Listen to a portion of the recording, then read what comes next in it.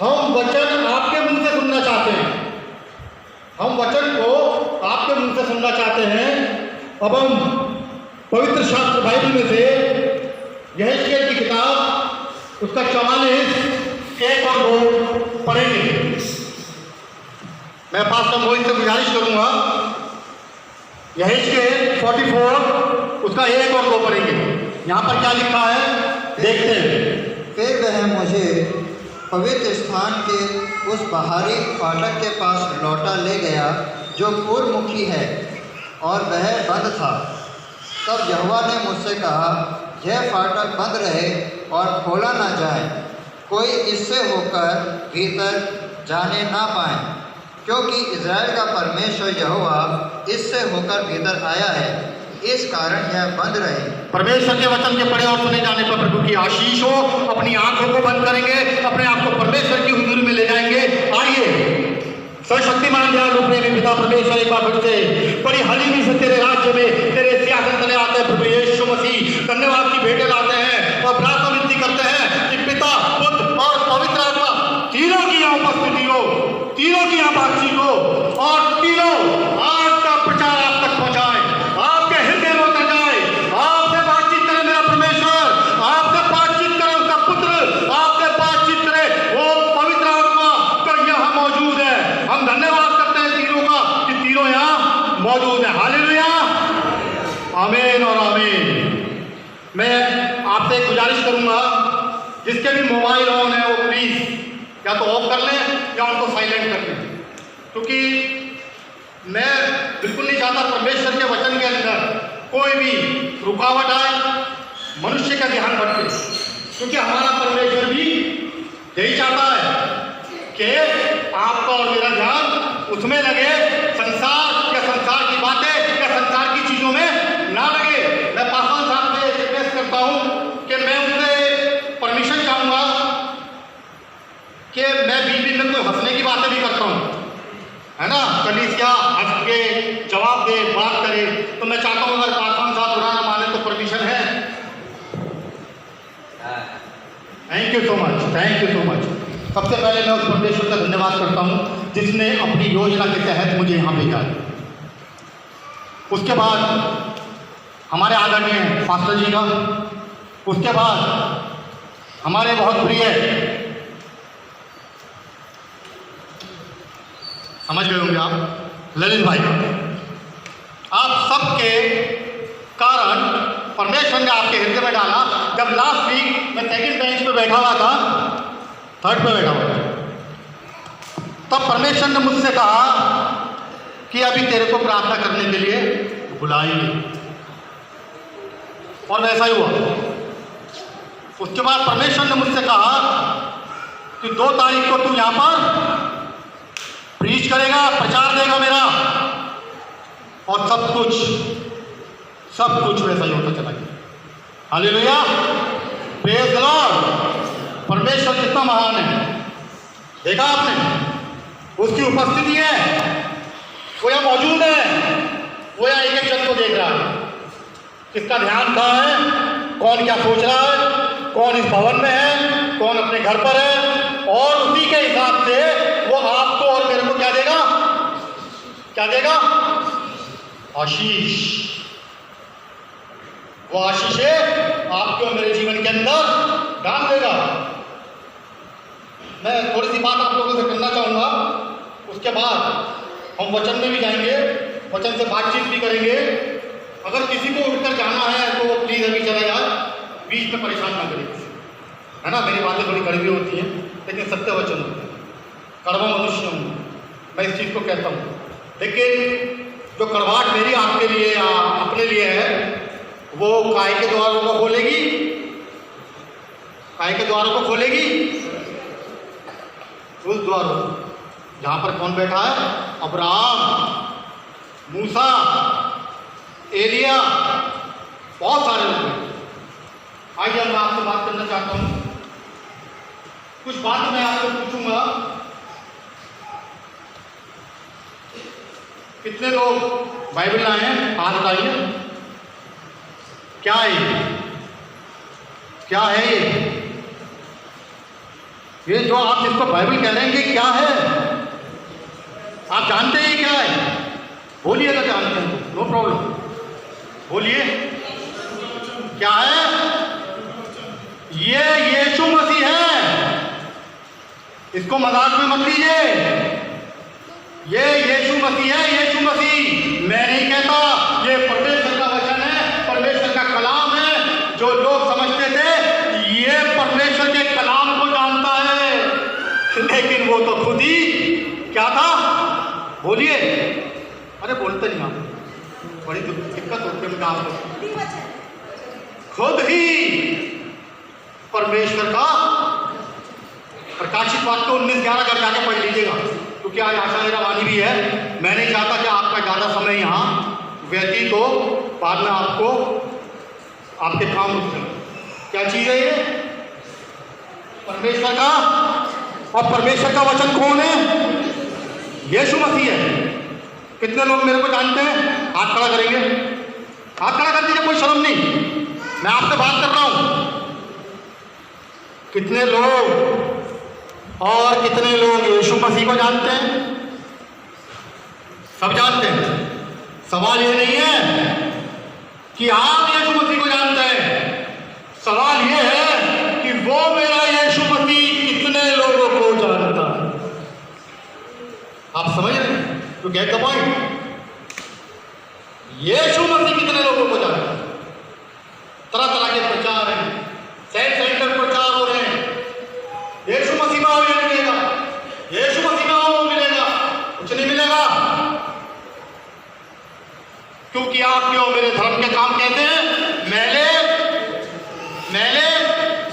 अरे आप लोग बोलिए, जोर से बोलिए, है ना? अभी कहीं डीजे डांस हो रहा होता तो पूरी बॉडी बल खाया, है ना? बुरा मत मानिएगा मेरी बात, लेकिन सच्चाई है। हमारे और मेरे और आपके धर्म के काम कहते हैं आपको यीशु मसीह जाने, आपका यह उद्देश्य होना चाहिए।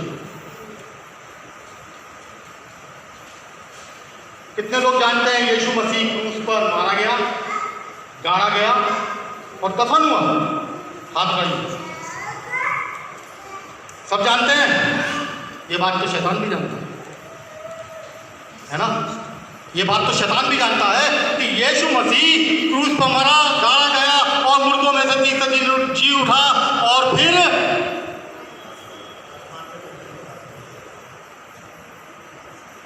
सवाल यहां पर यह है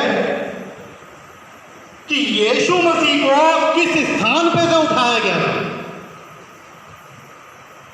कितने लोग जानते हैं? जानते हैं या लोग अनजान बन रहे हैं, बोलना नहीं चाहते जी? सुनहरी फाटक से। और अभी जो वचन पढ़ा गया है वहां पर क्या लिखा है? देखिए, यरूशलेम के 8 गेट हैं पूर्वी फाटक से। पूर्वी फाटक से क्यों? क्योंकि अभी जो वचन पढ़ा गया है यहेजकेल से 44, वहां पर लिखा है क्योंकि परमेश्वर का आना जाना वहां से था। सुनहरी फाटक, जैतून पर्वत का मुख, वहां से यीशु मसीह को उठा लिया। याद रखिए सब बातों को जो मैं आपको बता रहा हूं। हमारा प्रचार मेन ये होता है कि हम आपको सिखाएं, चाहे आप इसे टीचिंग कह लीजिए, चाहे प्रीचिंग कह लीजिए, जो भी आपका मन करे। सच्ची बात बोलने में मुझे कोई अफसोस नहीं होता, कोई दुख नहीं होता। कितने लोग यीशु मसीह को पाना चाहते हैं? एक भी नहीं पाना चाहते, सब चाहते हैं। जितने भी लोग यहाँ मौजूद हैं, कोई ऐसा नहीं है जो यीशु मसीह को ना पाना चाहे, है ना? सब चाहते हैं ना? आपके भट्टे में कितने जाने के लिए तैयार हैं? एक भी नहीं।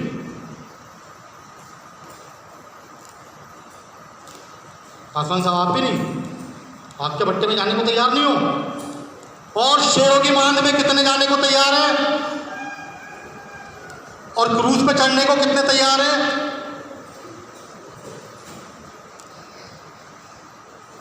जब मिलेगा यीशु मसीह तब मिलेगा। आपको पता है यीशु मसीह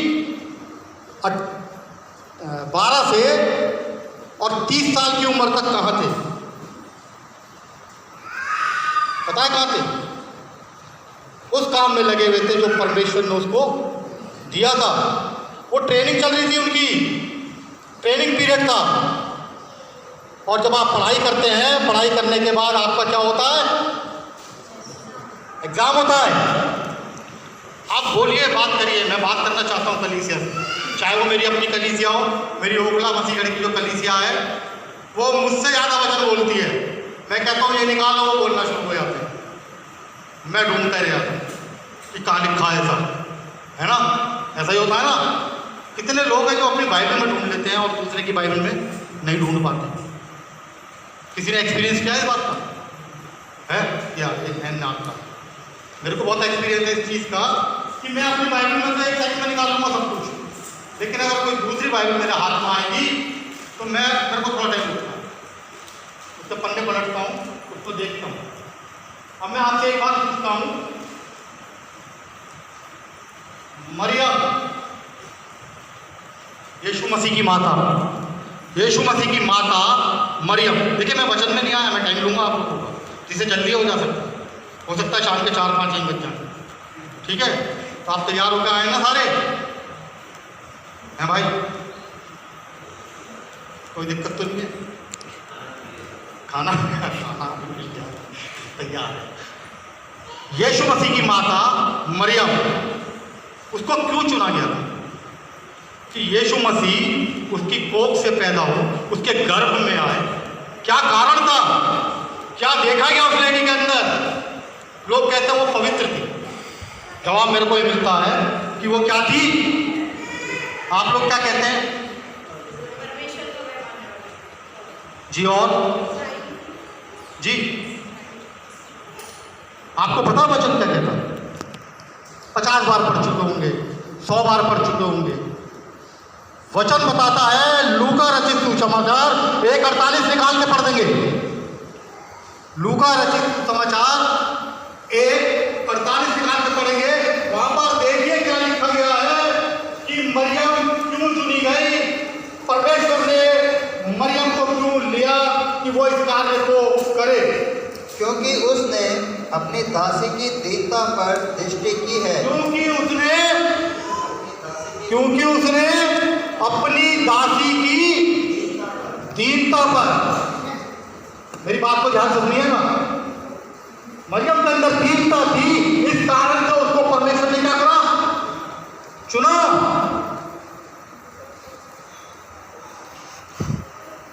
अब मैं आपसे एक सवाल और पूछता हूं, मरियम कहां पर है आजकल?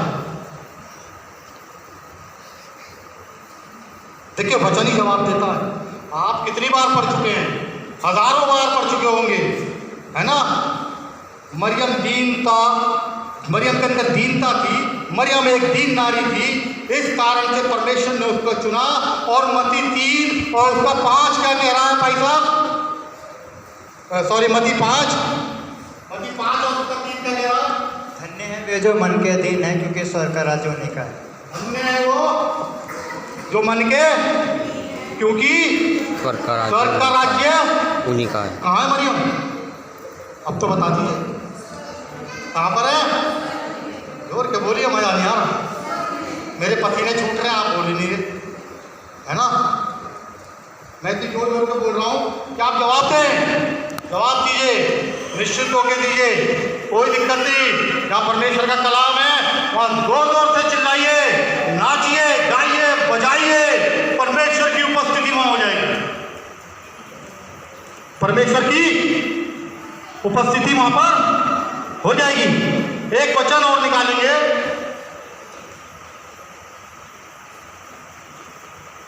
यिर्मयाह 17 उसका 5।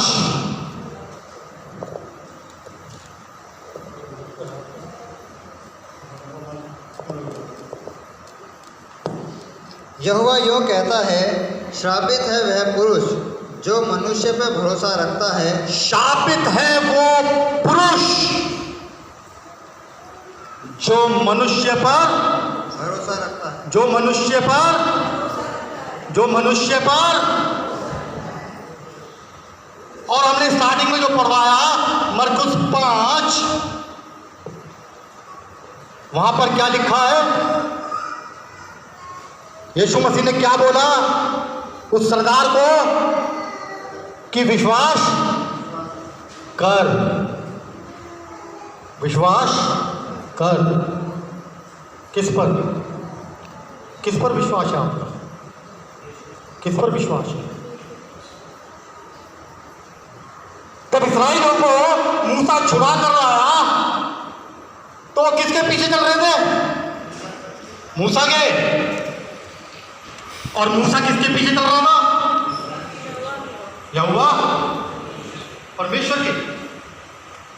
लेकिन क्या जो कुड़कुड़ाहट थी किस चीज को लेकर थी बार बार? कि हम कहां सही थे? हम कहां पे सही थे? मिस्र में। और मिस्र किस चीज को दर्शाता है? संसार को। वो संसार उन इस्राएलियों के अंदर से नहीं निकल पा रहा था जिसको वो छोड़कर आए थे। ये मेरा भाई, ये मेरी बहन, ये मेरी मां, ये मेरी बेटी, ये जीवन है अजीजों हमारा। सब यीशु मसीह को पाना चाहते हैं मगर संसार को छोड़ना नहीं चाहते।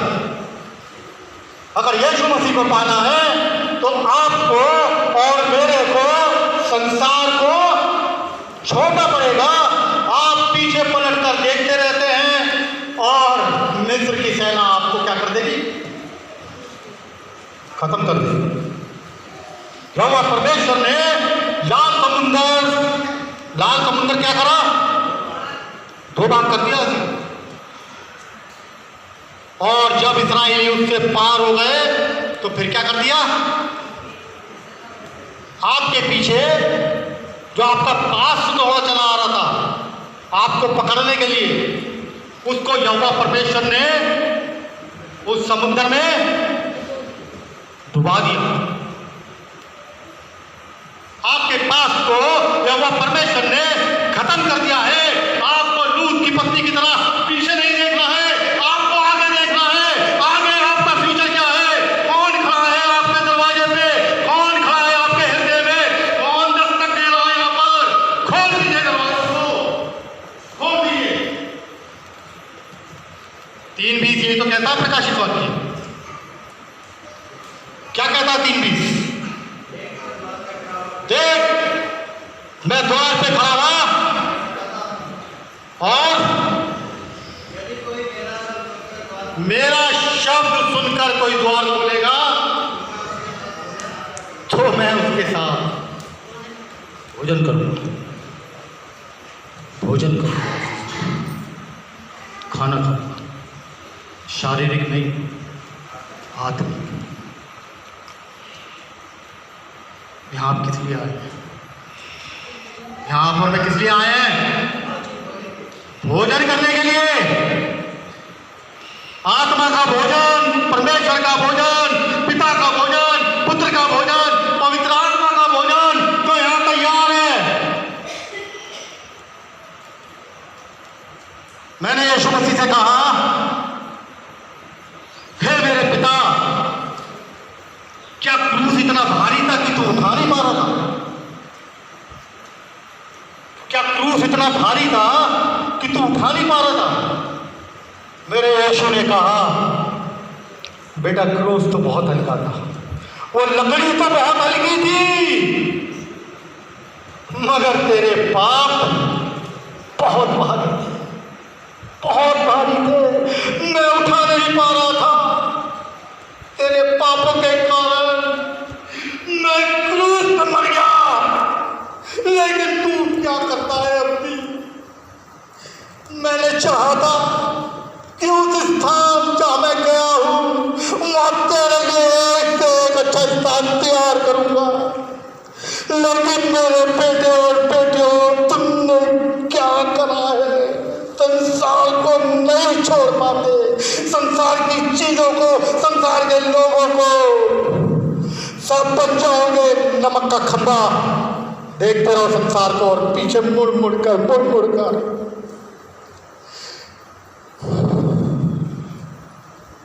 Hallelujah, hallelujah, hallelujah, hallelujah, praise the Lord, praise the Lord. आइए अब वचन की ओर बढ़ते हैं, देखते हैं परमेश्वर का कलाम आपसे और मेरे से क्या कह रहा है, क्या बात कर रहा है, क्या सिखाना चाहता है कि यीशु मसीह में आ जाओ, घर मिलेगा। मैं इस घर को छोड़कर अपने घर में जाना चाहता हूं। मैं इस भवन को छोड़कर उस ईंटों और गाले के मकान में जाना चाहता हूं जो यहीं रह जाएगा। यीशु मसीह का नेचर, यीशु मसीह का स्वभाव, यीशु मसीह का चाल चलन और यीशु मसीह की वो सारी चीजें, क्या आप समझ पाते हैं कि वो क्या चाहता है आपसे और मेरे से?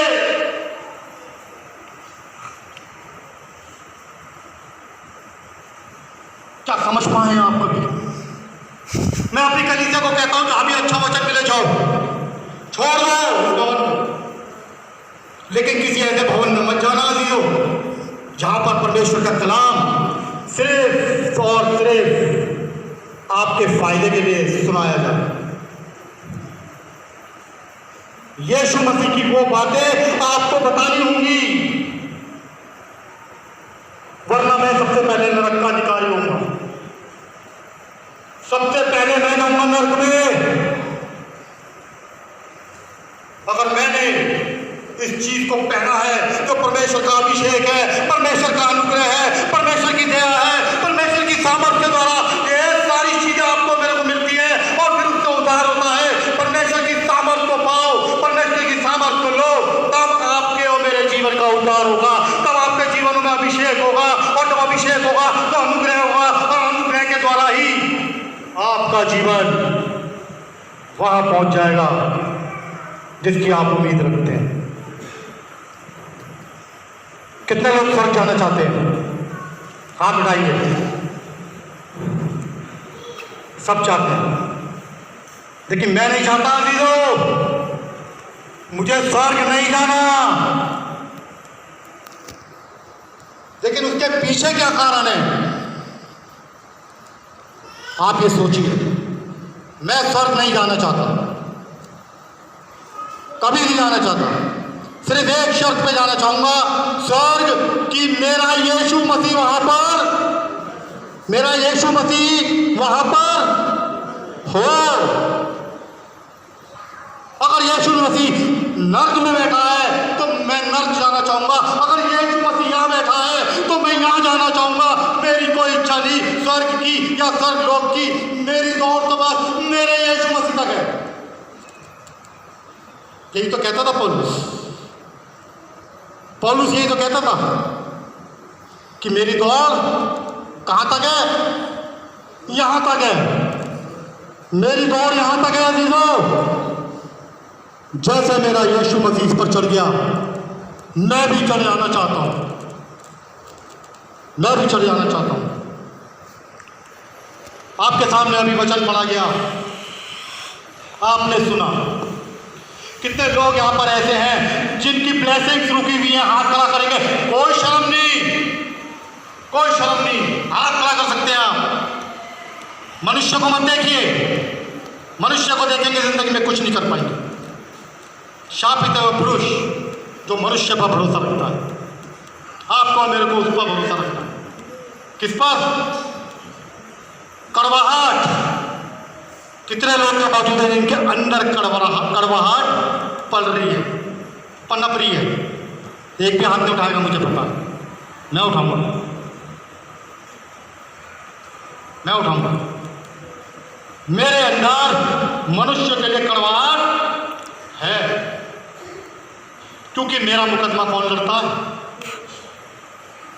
यहोशापात की तरह मैं अपने मुकदमे को, अपने युद्ध को, अपने उस युद्ध को जो तीनों तरफ से होने को तैयार था, सेनाएं आ रही थी, मैंने कहा यीशु मसीह आने दे, मेरा युद्ध तो तूने है ना, यीशु मसीह से तो सब डिमांड रखते हैं, सब डिमांड रखते हैं। इस भवन में आए हैं, मेरे बेटे की नौकरी लग जाए, वो प्रॉपर्टी जो मेरी सील पड़ी है वो खुल जाए, मेरी तनख्वाह बढ़ जाए, मैं फौरन चला जाऊँ। एक सज्जन आए मेरे पास, कहने के पासवान साहब मेरा वीजा नहीं लग रहा है। मैं हंस दिया, मैंने कहा तू दिल्ली से बाहर जा ही नहीं सकता। कितना कटू वर्ड मैंने उसको बोला, कड़वा। कहने का भाई साहब मैं दुआ कराने आया था, आप तो मुझे शराब दे दो। मैंने कहा किस उम्मीद से आया, क्या कर रहा है यीशु मसीह के लिए? ये जीवन दे रहा है यीशु मसीह को, या सिर्फ देना है देना है देना है? भवनों में आ जाते हैं, प्रार्थनाएं करते हैं, सेंटर्ड प्रार्थनाएं होती है भैया। मेरे को पादरी साहब की एक बात बहुत अच्छी लगती है, जब भी मैंने पाई साहब को सुना, वो हमेशा यही कहते हैं कि परमेश्वर को ठट्टों में मत लाओ, नाश कर देगा। मैं कल रात को भी याद कर रहा था भाई साहब, सही बात है। कड़वाहट सास के प्रति, ससुर के प्रति, भाइयों के प्रति, बहनों के प्रति प्रेम है संपत्ति से, पैसे से, मोटर वाहनों से, मनुष्य से नहीं। प्रेम नहीं, खत्म हो चुका। लेकिन अजीज, इस कड़वाहट को जब तक आप नहीं निकालेंगे, तब तक आपके ऊपर या मेरे ऊपर उसकी ब्लेसिंग्स जो वो रिलीज करता हर एक मनुष्य के लिए, हर एक मनुष्य के लिए नाम व नाम वो ब्लेसिंग्स रिलीज करता है। लेकिन हमारे खुद के कारण वो आशीषें क्या होती हैं? रुक जाती हैं, रुक जाती हैं। उन ब्लेसिंग्स को आपने और मैंने खुद ब खुद रोक दिया और कह रहे हैं परमेश्वर हमारी प्रार्थनाओं का उत्तर कहां से दे, कहां से दे?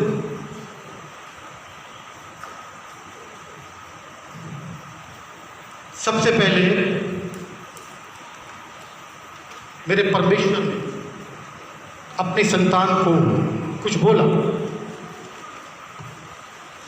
आपने कभी नोटिस किया कि उत्पत्ति क्या बताती है कि सबसे पहले क्या चीज आई पृथ्वी पर? हाँ जी, उजियाला। सबसे पहले क्या आया? सूरज निकले ना निकले, उजियाला तो। वो उजियाला क्या है आपको पता है? कौन है वो उजियाला? वो आपका और मेरा यीशु मसीह है, वो पुत्र है, वो संतान है कि परमेश्वर ने कहा रच दे, रच दिया। आइए पवित्र शास्त्र बाइबल की ओर बढ़ते हैं, अपने यीशु मसीह की ओर बढ़ते हैं कि यीशु मसीह यहां पर आपसे और मेरे से क्या बात करना चाह रहा, कड़वाहट के विषय। आइए भाई साहब, शमूएल 1 और उसका 12 से देखेंगे, 6 से देखेंगे। शमूएल 1 उसका 6 से देखेंगे। परंतु उसकी सौत इस कारण से कि यहोवा ने उसकी कोख बंद कर रखी थी, उसे अत्यंत चढ़ाकर उड़ाती थी। वह तो प्रतिवर्ष ऐसा ही करता था, और जब हन्ना यहोवा के भवन को जाती तब पनिन्ना उसको चिढ़ाती थी। जब उसकी सौतन पनिन्ना उसको क्या करती थी? और वचन कहीं भी नहीं बताता कि उस लेडी ने उसके लिए अपने मुख से कुछ बोला हो।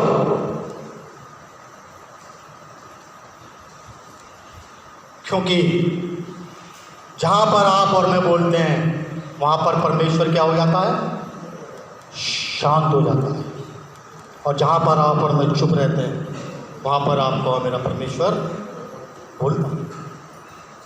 हमें ऐसा ही होता है कि आप और मैं चुप रहे और हमारा परमेश्वर बोले फिर ये लेडी कहां गई? परमेश्वर के भवन में। ध्यान से सुनिएगा जो मैं बता रहा हूं, सोइएगा नहीं। मैं आप लोगों को सुलाने नहीं आया, मैं आप लोगों को परमेश्वर का वचन जागरूक तौर से देने आया हूं, जिसको सुनकर आप अपने जीवन में ले सकें। वो लेडी कहां गई? परमेश्वर के भवन में। और उसने क्या प्रार्थना करी आपको पता है? क्या प्रार्थना करी पासवान साहब? वह मन में व्याकुल होकर यहोवा से प्रार्थना करने और बिलख बिलख कर रोने लगी और उसने यह मन्नत मानी, हे सेनाओं के यहोवा, यदि तू अपनी दासी के दुख पर सचमुच दृष्टि करे और मेरी सुधि ले और अपनी दासी को भूल ना जाए। उसकी दासी का दुख, किसकी दासी का? उस परमेश्वर की। वो कह रही है कि तू मेरे दुख पर दृष्टि करे।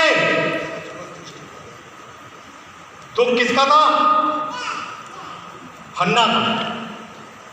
और आगे देखिए वो क्या लफ्ज बोलती है परमेश्वर, और अपनी दासी को पुत्र दे। तो अपनी दासी को पुत्र दे। अपनी दासी को क्या दे? पुत्र दे। जी आगे। तो मैं उसे उसके जीवन भर के लिए यहोवा को अर्पण करूंगी। तो मैं उसे जीवन भर के लिए अपनी संतान को, जिसके लिए वो कह रही है कि ये मेरा दुख है कि मैं माँ नहीं बन पा रही, जिस कारण से मेरे को बहुत कुछ सहना पड़ता है, बहुत कुछ सुनना पड़ता है। हे मेरे परमेश्वर, अपनी दासी के इस दुख पर निगाह डाल, अपनी दासी के इस दुख को देख कि मैं आज बाज हूँ, मेरे बच्चा नहीं होता।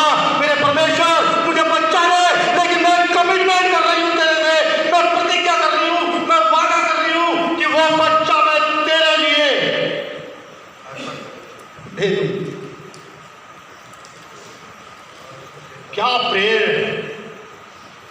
क्या प्रेर! अपनी इच्छा भी पूरी और परमेश्वर का पीछे का भी। आमीन। Praise the Lord, praise the Lord. यहां पर क्या पता लगता? उस लेडी ने कोई कड़वाहट अपने अंदर नहीं रखी।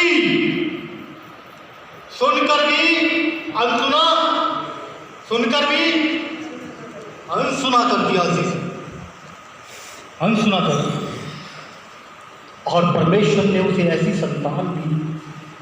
संतान दी कि बाइबल में पनिन्ना के बच्चों का जिक्र नहीं है, लेकिन शैम्बल से उसने लोगों के अभिषेक भी करा दिए। जोरदार तालियां बजाइए उसे परमेश्वर की। कितना महान है, कितना महान यीशु राजा है, कितना महान पवित्र आत्मा है, कितना महान हमारा यहोवा परमेश्वर है, कि उन्हें आपके और मेरे लिए एक ऐसी नारी के बच्चे को यूज करा जिसने कमिटमेंट कर दिया कि मेरी संतान मैं तेरे कारण। सुनकर अनसुना करा गया और उसके बाद एक ऐसी संतान उसने पाई जिसका नाम इतनी जगह जगह इस यीशु मसीह ने लिखा। एक नहीं, दो किताबें हैं और पनिन्ना के बच्चों का कहीं पे कोई जिक्र नहीं है। सिर्फ क्यों? क्योंकि उनने सुनकर क्या करा? अनसुना किया। अपने मन में कोई कड़वाहट नहीं रखी। यही तो होना है, यही तो चाहता है यीशु मसीह। ये था यीशु मसीह का स्वभाव। किसका स्वभाव था ये? आप कह रहे हो ना हन्ना की बात कर रहा, यीशु मसीह का स्वभाव बता रहा है ना? यही सोच रहे होंगे ना? ऐसा मत सोच। मरकुस 5 यही बता रहा है, मरकुस 5 भी यही बता रहा है कि वहां पर यीशु मसीह ने क्या करा? सुनकर एक बार फिर मैं पास्टर मोहित से गुजारिश करूंगा कि मरकुस 5 में आ जाए और देखें कि परमेश्वर का वचन क्या बता रहा है। जो बात वे कह रहे थे जी। तो यीशु ने अनसुनी करके जी। आराधनालय के सरदार से कहा, मत डर, केवल विश्वास रख। मत डर, केवल विश्वास। केवल, और आगे भी पढ़ देंगे। और उसने पतरस और याकूब के भाई यूहन्ना को छोड़ किसी अन्य को अपने साथ आने न दिया। जी। आराधनालय के सरदार के घर में पहुंचकर उसने लोगों को बहुत रोते और चिल्लाते देखा। तब उसने भीतर जाकर उनसे कहा, तुम क्यों हल्ला मचाते और रोते हो? लड़की मरी नहीं परंतु सो रही है। वे उसकी हंसी करने लगे। उसका ठट्टा हो गया, उसका हंसी हो गया, उसका मजाक बना दिया। उन लोगों ने जो आपके मेरे पूर्वज थे, उन लोगों ने जो इस्राएली थे, उन लोगों ने जो यहूदी थे, उन लोगों ने जो शास्त्री और फरीसी बने फिर रहे थे, उन लोगों ने उसका ठट्टा बना दिया, उसका कोस मारा, उसका मांग ले दिया, उसका चाट मारे, उसका थूका गया और अंत में उसका क्रूस पर चढ़ा दिया गया आपके और मेरे लिए। और आप कहते हैं कि हमने ऐसा नहीं करा, बल्कि रोमी सरकार ने करा। क्या ये सत्य है? रोमी सैनिकों के लिए बोलते हैं, लेकिन ये शायद बताता है कि आपके और मेरे कारण उसका लहू बह गया, वो क्रूस पर मारा गया, उसने अपना सब कुछ दे दिया। और जब वो जीवित हुआ तब भी आप और मैं विश्वास नहीं करते, तब भी आप और मैं नहीं समझते। और यहाँ पर यीशु मसीह कह रहा है कि तू सिर्फ क्या कर, विश्वास कर। चेलों को दिखा रहा है, डाल हाथ, मैं वही यीशु मसीह हूं जो आज, कल और सर्वदा युगानुयुग। मैं तो वहीं खड़ा हूं भैया, लेकिन तेरा हाथ का देख, ये रहा मेरा हाथ, पकड़ इसे और देख फिर मैं तेरे लिए क्या करता हूं। वो कह रहा है सिर्फ विश्वास कर। उनने सुना और सुनकर भी क्या कर दिया? अनसुना कर दिया यीशु मसीह ने। बोलते रहो, आई डोंट केयर। बोलते रहिए जो बोलना, मुझे कोई परवाह नहीं, क्योंकि वो जानता था कि उसके साथ किसकी सामर्थ्य है। उन चेलों से वो कहता है कि देखो, मैं भूत नहीं, मेरे अंदर वही मांस और वही हड्डियां है। यीशु मसीह तेरा लहू कहाँ है? लहू कहाँ है तेरा? कहाँ है लहू? आप बच्चे की तरफ ध्यान मत दीजिए, बच्चे शैतानी करेंगे। आप परमेश्वर के वचन की ओर ध्यान रखें। लहू कहाँ है तेरा? मेरे बेटे, मेरी बेटी, वो लहू तो मैंने उस क्रूस पर बहा दिया तेरे लिए कि तू क्या पाए? मैं मरूं और तू जीवन पाए। सुनकर अनसुना कर दिया गया। शाऊल डर रहा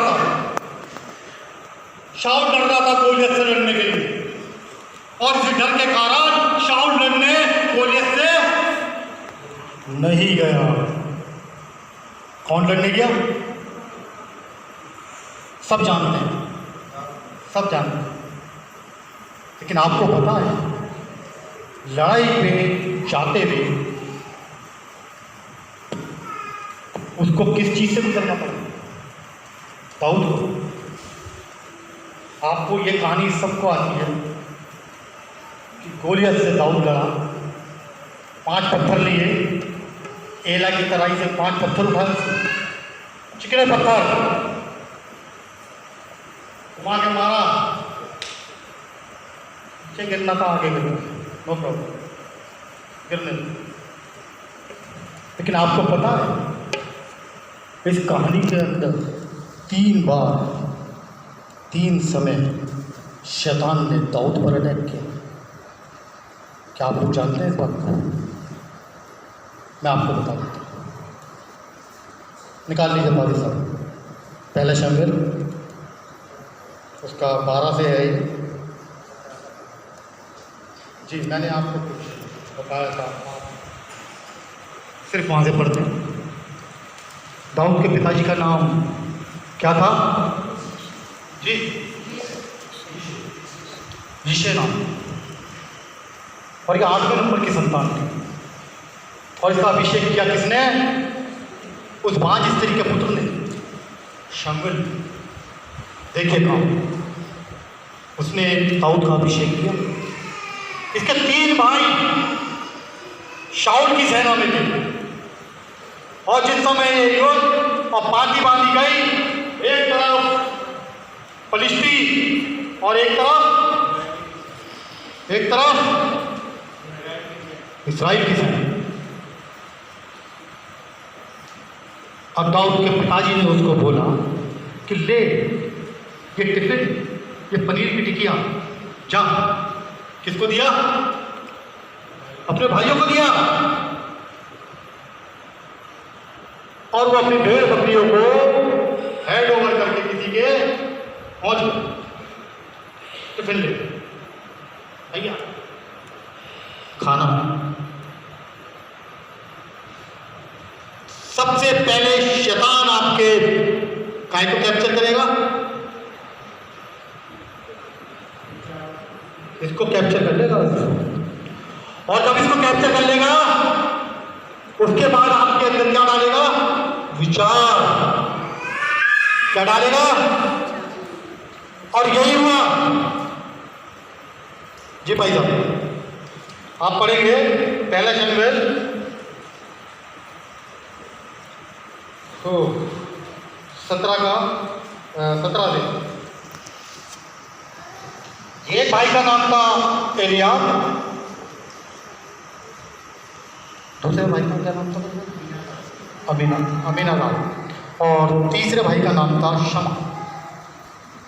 अब ये साहब एलियाब के पास खाना लेके पहुंच गए। देखिए वहां पर शैतान क्या काम कर रहा है। मेरी बात को ध्यान से सुनिएगा।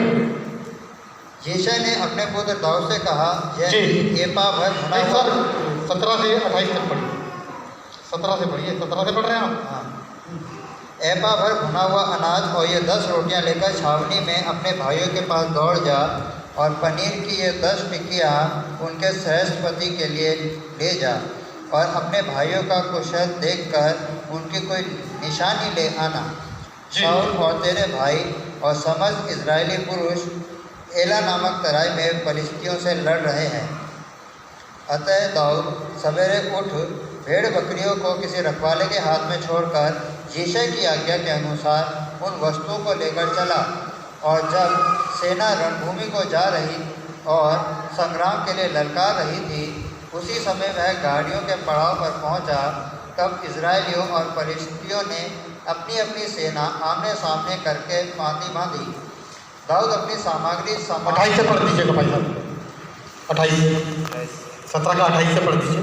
जब दाऊद उन मनुष्य से बातें कर रहा था, तब उसका बड़ा भाई एलियाब, वहां जो लोग थे, दाऊद उनसे बातें कर रहा था, तब उसका बड़ा भाई एलियाब सुन रहा। और एलियाब दाऊद से बहुत क्रोध होकर कहने लगा। क्रोधित हो गया। शैतान ने किसको पकड़ा? एलियाब को पकड़ लिया, क्योंकि शैतान नहीं चाहता था कि दाऊद किससे लड़े? गोलियत से। और यहाँ पर एलियाब उसको क्या बोलने लगा? तू यहाँ क्यों आया है? तू यहाँ क्यों आया है? और जंगल में उन थोड़ी सी भेड़ बकरियों को तू किसके पास छोड़ आया है? तेरा अभिमान और तेरे मन की बुराई मुझे। देखिए, शैतान ने उस भाई के दिल और दिमाग में क्या डाला, उसके विचारों में डाला कि तू जो है अपने अभिमान के कारण यहाँ पर ये मजा लेना है, देखने आया उनको। उसके माइंड को कैप्चर करा शैतान ने। किस लिए? सिर्फ इसलिए कि इन दोनों की आपस में लड़ाई हो जाए, ये लड़ जाए और दाऊद वहां से वापस चला जाए। लेकिन परमेश्वर दाऊद के साथ। दाऊद ने क्या जवाब दिया? दाऊद ने कहा, अब मैंने क्या किया है? वह तो मेरी बात थी। तब उसने उसके पास से मुंह फेर लिया। दीदो दूसरे के सम्मुख बस मुंह फेर लिया। दाऊद ने अपने भाई से क्या कर लिया? सुनकर भी क्या करा? अनसुनी कर दी। जो करवाहट उसके अंदर शैतान उत्पन्न करना चाहता था, उसने उसको मौका नहीं दिया, सुनकर भी अनसुनी कर दी। दूसरी बात 33 वचन, जी। शाऊल ने दाऊद से कहा, तू जाकर उस परिस्थिति के विरुद्ध युद्ध नहीं कर सकता। अब शाऊल साहब की बारी आई। ये शाऊल के पास पहुंचे दाऊद साहब, तो शाऊल साहब क्या कह रहे हैं कि तू उससे युद्ध नहीं कर सकता। क्यों?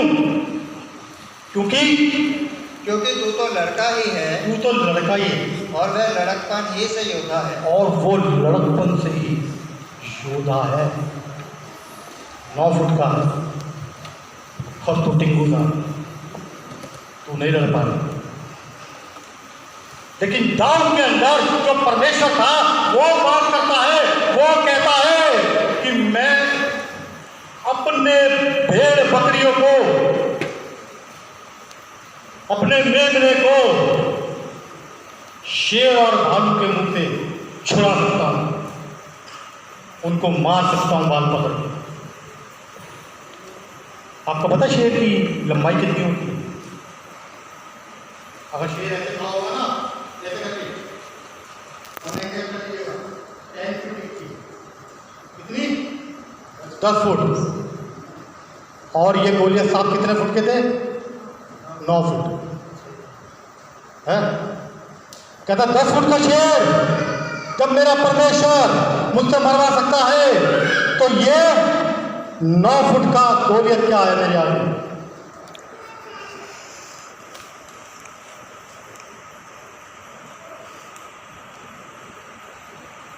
मार दूंगा मैं, लड़ूंगा मैं लड़ाई पे जाऊंगा। शाऊल के अंदर शैतान ने जो बात डाली, शाऊल उसको बोल रहा था, लेकिन वो परमेश्वर में लीन था और परमेश्वर ने उससे ये जवाब शाऊल को दिया। तब शाऊल ने कुछ अपनी चीज़ें उसको पहनाई, दी पहनने, सब उतार। ये दूसरी बार अटैक हुआ। पहला अटैक उसके भाई के द्वारा, दूसरा अटैक शाऊल के द्वारा, और तीसरी बारी अब आ गई किसकी? गोलियत की। अब गोलियत क्या कह रहा है? तब फलिस्ती ने दाऊद से कहा, जी आगे आ जाइए 41 पे। फलिस्ती चलते चलते दाऊद के निकट पहुंचने लगा, और जो जन उसकी बड़ी ढाल लिए था वह उसके आगे आगे चला। जब फलिस्ती ने दृष्टि करके दाऊद को देखा, तब उसे तुच्छ जाना, क्योंकि वह लड़का ही था और उसके मुख पर लाली झलकती थी और वह सुंदर था। तब फलिस्ती ने दाऊद से कहा, क्या मैं कुत्ता हूँ? अरे मैं कुत्ता हूँ क्या, तो तू मेरे लिए क्या ले गया कि तू लाठी लेकर मेरे पास आता है? जी।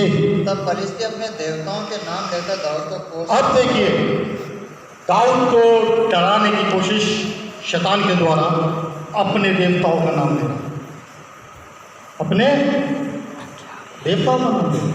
खत्म करेंगे, टाइम ज़्यादा हो रहा तो क्या शायद रवानी भी है। लेकिन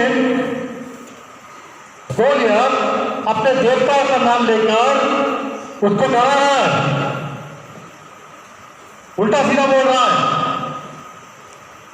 कह रहा है इन्हें खिला दूंगा तेरा मांस, उन्हें खिला दूंगा तेरा मांस। लेकिन गोलियत का क्या होगा? कौन सोचता है? दाऊद सोच रहा है, इधर गोलियत उधर देख रहा है कि मेरे हाथों से तुझे कौन बचाएगा। लेकिन दाऊद क्या कह रहा है, क्या सोच रहा है? मेरे परमेश्वर से तू कैसे बचेगा, मेरे परमेश्वर से तू कैसे बचेगा। ये तीसरा अटैक था दाऊद के विरोध में शैतान का, किसी तरीके से युद्ध ना हो। लेकिन तीनों टाइम दाऊद ने क्या करा? सुनी को अनसुनी के समान उसको उत्तर भी दे दिए। और जीत किसकी हुई? जीत किसकी हुई? हमारे परमेश्वर की, उस यहोवा परमेश्वर की, उस पिता की, उस पुत्र की, उस पवित्र आत्मा की। अमीनो आपके साथ भी यही है। अगर आप चाहें तो परमेश्वर को हरवा दे, अगर आप चाहें तो परमेश्वर को जितवा दे। ये डिपेंड करता है आपके ऊपर, आपकी सोच के ऊपर, आपके विचारों के ऊपर कि आप किसे जयवंत कराएंगे। और दाऊद ने क्या पाई? जय,